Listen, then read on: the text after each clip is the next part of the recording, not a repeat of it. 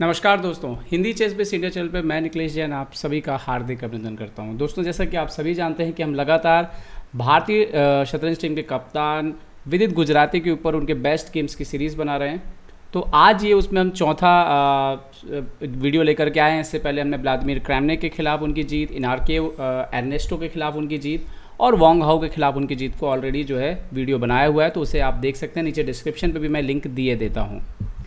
अब आज हम बात करने वाले हैं जो विदित ने जीत दर्ज की थी, बोग्नेर सेबेस्टियन, जो कि पैदा तो हुए जर्मनी में लेकिन स्विट्जरलैंड के लिए शतरंज खेलते हैं, ग्रैंड मास्टर हैं। उनके खिलाफ एक स्लाव ओपनिंग में एक बेहतरीन जीत दर्ज की थी। तो आइए देखते हैं उस मुकाबले को विदित ने कैसे जो है एक बार मौका मिलने के बाद अपने मोहरों का जो इस्तेमाल किया था वो बेहद ही शानदार है।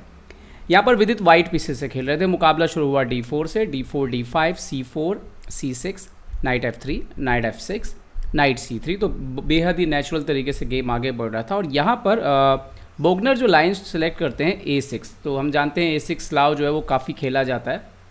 ओके, E3 नाउ यहाँ पर बिशप F5 खेला यहाँ पर बोग्नर ने। ओके, तो यहाँ पर विदित गुजराती खेलते हैं नाइट H4।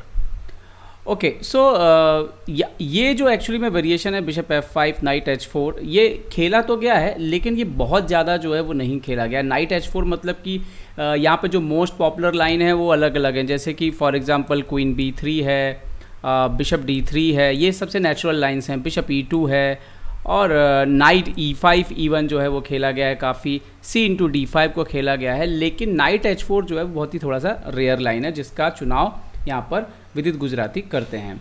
ओके, ये 2019 का गेम है जब बेल मास्टर का खिताब जो है विदित गुजराती ने जीता था। ओके, बिशप G4 यहाँ पर खेला बोग्नर ने।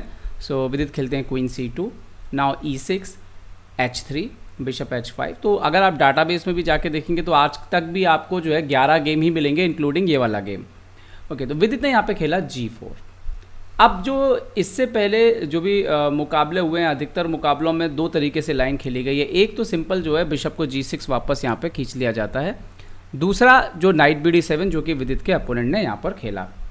ओके, तो अभी भी जो मोस्ट नेचुरल वे हो सकता है या कि आप बोलो कि आप नाइट G2 वापस ले लेते हैं या आप नाइट F3 खेल देते हैं। बट विदित यहाँ पर थोड़ा सा आक्रमण करने के मूड में थे, रिस्क लेने के मूड में थे, तो उन्होंने पोजीशन को थोड़ा अनबैलेंस करना यहाँ पर शुरू किया। तो विदित यहाँ पे खेलते हैं G/H5, मतलब उन्होंने आमंत्रण दिया, उन्होंने अपना पॉन स्ट्रक्चर खराब कर लिया, अपोनेंट का बिशप ले लिया, बट उन्होंने आमंत्रण दिया कि आप हमारे नाइट को मार दीजिए। Okay, queen H4। अच्छा, इस सारे प्रोसेस में आप देखोगे कि तो जो ब्लैक के पीसेस हैं इसी वजह से जो है वो कोऑर्डिनेट नहीं हो पाए, मतलब एक तालमेल जो उनके बीच बनना चाहिए था वो बना नहीं, और डेवलपमेंट में थोड़ा सा यहाँ पर ब्लैक पीछे रह जाता है।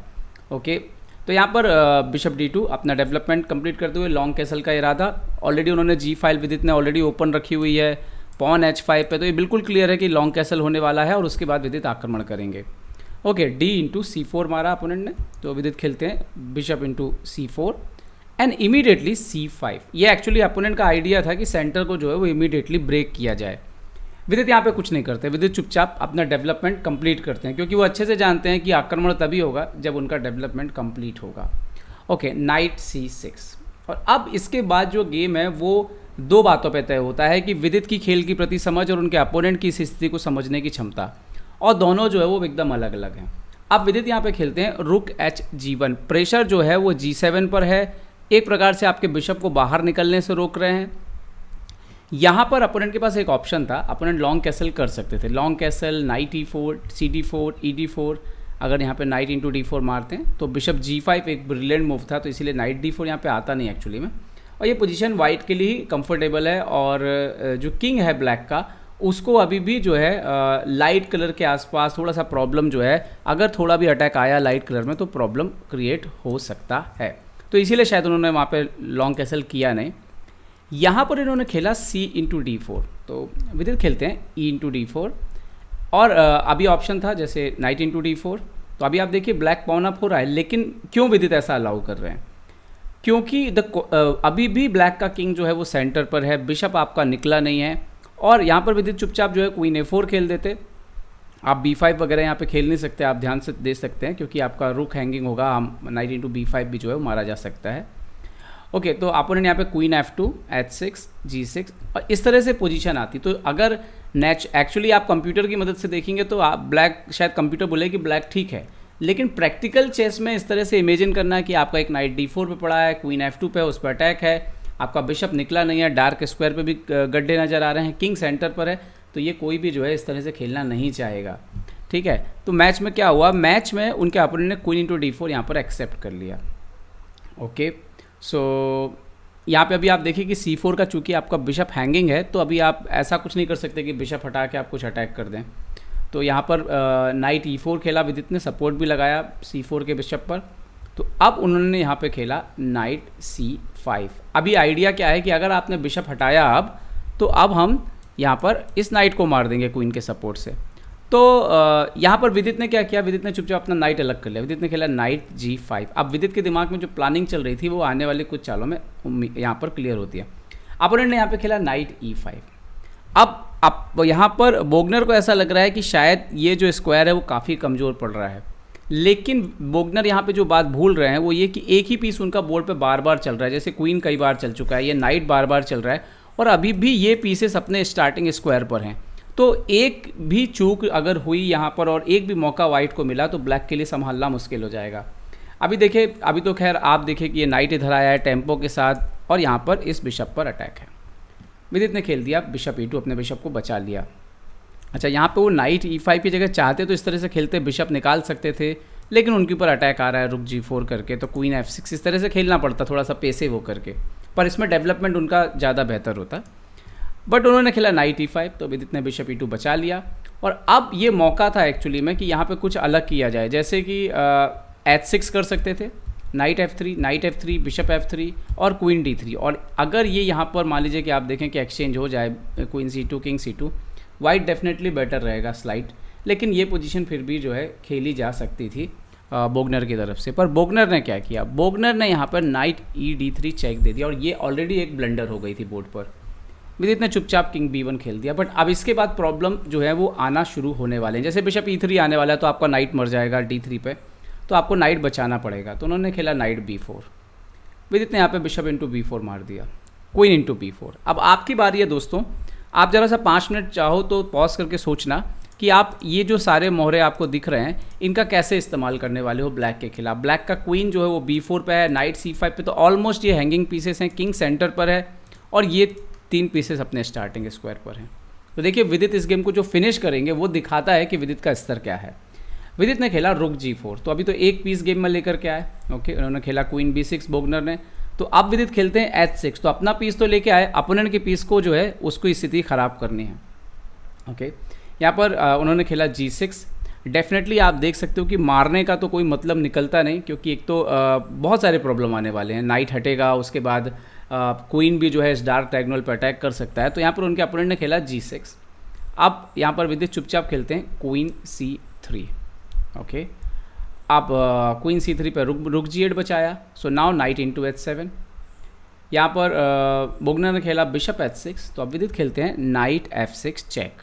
ओके, एक्सचेंज तो कभी भी मार सकते, तो उन्होंने एक्सचेंज को जो है प्रेफरेंस नहीं दिया मारने को।